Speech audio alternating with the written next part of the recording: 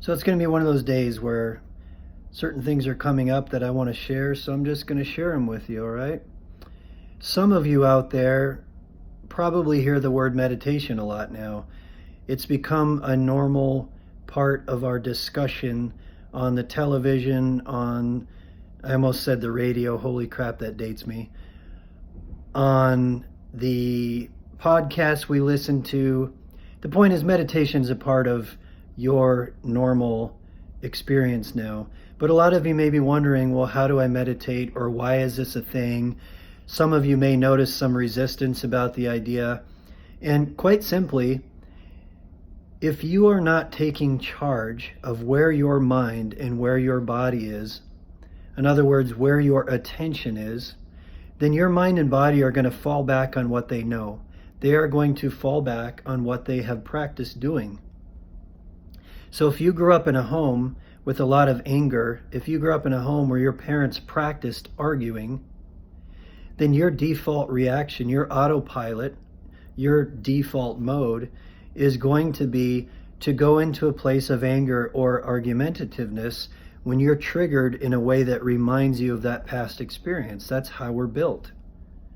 We have all sorts of little associations in our mind and body that are neurological, that are connected responses that are programmed to say, if this happens, then we respond this way.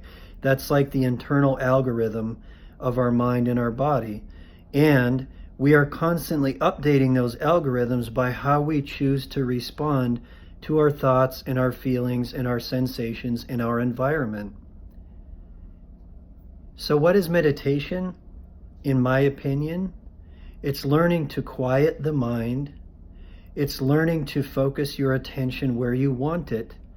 And the byproduct of that is you're literally rewriting this thing that we call your default mode. We are rewriting our autopilot. We are rewriting where we go in our first response to any given situation. And what I wanted to share in this moment is, when you start that process, when you start considering behaving in a new way, when you start thinking, well, I'm going to be someone who meditates, your mind and your body are going to resist it because it is not your default, because it is an autopilot thing. And your mind and body are going to say, why are we doing this? We don't meditate. Meditation is for hippies. We're not those kind of people. You're literally acting out your default mode without necessarily knowing it.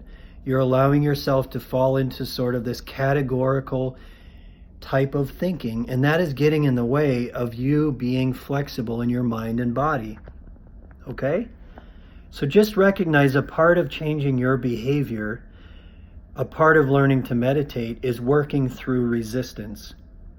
Resistance is a sneaky bastard, and it's literally going to say, we don't need to do that. We don't need to think that way. We don't practice. This is boring.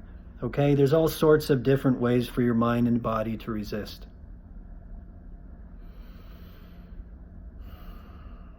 So practice noticing your breath, because that means you're putting your attention into your breathing. If you're putting your attention into your breath, then you're not falling into the old way of thinking. You're not falling into the default mode. You're not just doing the old autopilot thing. And eventually your new autopilot becomes slowing down, becomes noticing your breath, becomes being thoughtful and connected in the moment. This will help you as an individual, but it will help you with your children. It will help you with your spouse. It will help you with your girlfriend or boyfriend or coworkers, okay? Have a wonderful day. Bye.